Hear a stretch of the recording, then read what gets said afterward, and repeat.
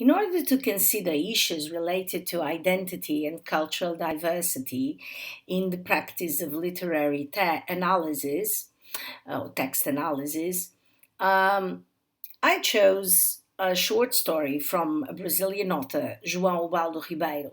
It's a very funny story whose title is Now You Can, You from This Country, Proud Children. So, this pompous title is of this short story. It kind of gives glory to the what is told in the text. And what is the subject of this short story? Is a football game between the team of the Brazilians and the team constituted by Americans and Japanese.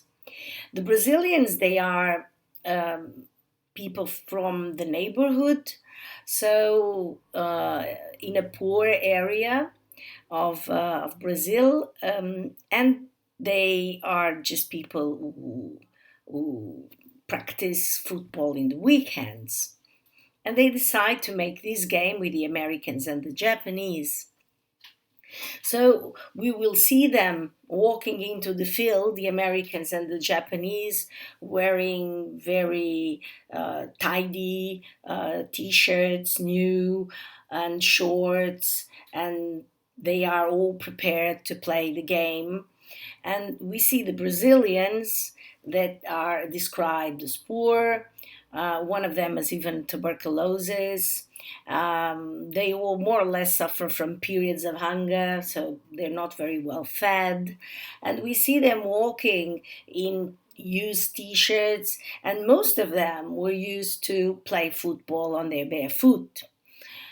So they are very two different teams, and the author narrates this story using a narrator that is the image of the Brazilian cultural stereotype.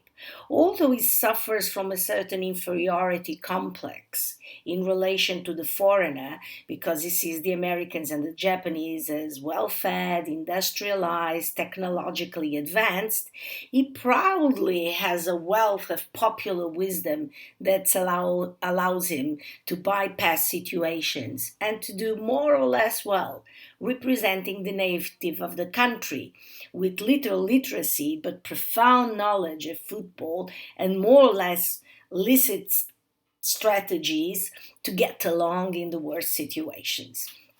So the incipit and the explicit of this short story contain the indication of the true thematic core of the tale.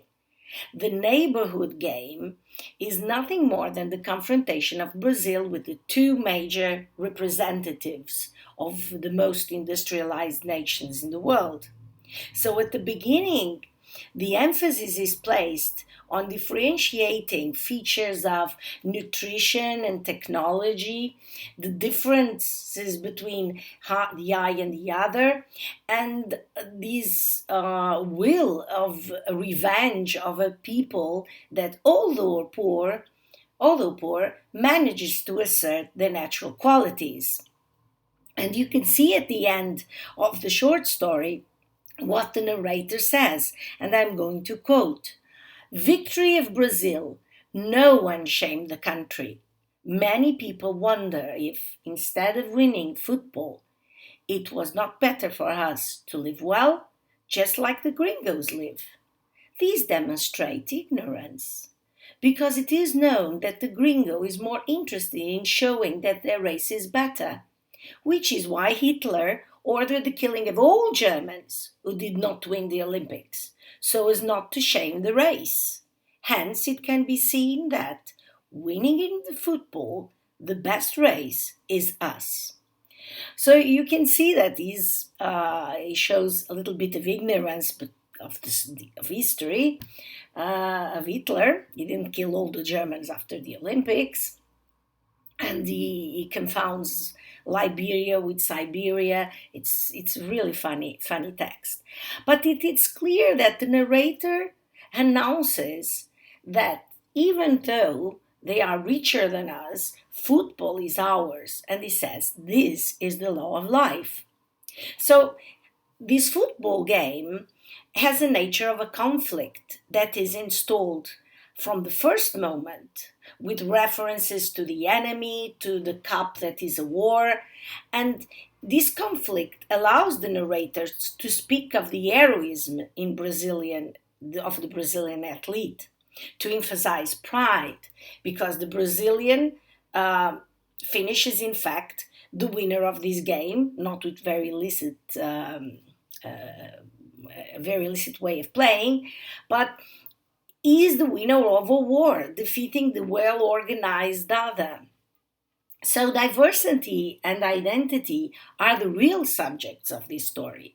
If Americans and Japanese should be received with hospitality by Brazilians, this being understood as welcoming, tension with the other, attentive intention, intentional attention, yes to the other, in the definition of Levinas, the hospitality is this. This circumstance of war, which is the football game, is designated by another set of values. And the values are not receiving or being attentive to the other, is to defeat the other. So, as Todorov explains, each group believes to be the best in the world, so judges others based on itself, and condemns the stranger to glorify itself, its people. And if this prejudice prevails in the relationship, the me gets to know little about the other one and gets to know little about himself. So it does not create what Bakhtin calls an external mirror, assuming that only another culture can reveal its own more fully and profoundly, discovering the face of the I in the face of the other. So, what knowledge of the I allows Ubaldo Ribeiro's story if it does not pass the stage of the hermeneutical process of opposition between the I and the other, which Todorov calls assimilation, in which the prevailing voice is that of the me, reproposing the self, a reproposition of the self, in the act of perceiving the other, having a clear despise of the other who has to be defeated and only exists to increase the national ego of the players and of the readers, of course, if they are Brazilian.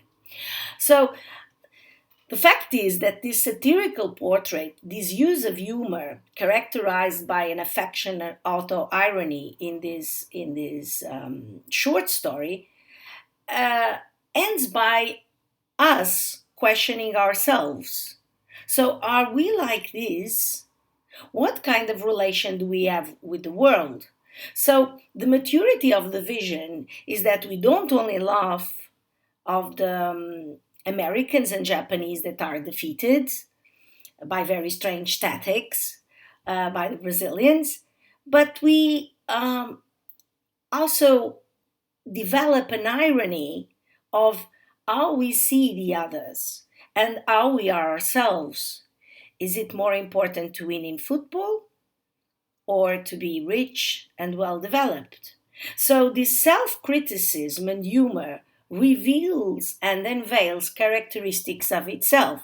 So, what Ubaldo Ribeiro wants to say in this short story, or the message of this short story, is that stereotypes, prejudices, centering ourselves only in ourselves without seeing us in the mirror, will finish by putting us in a situation that is not good. Is a situation of isolation, a situation of pride, but not a situation where the people is well fed and develops technologically to live better.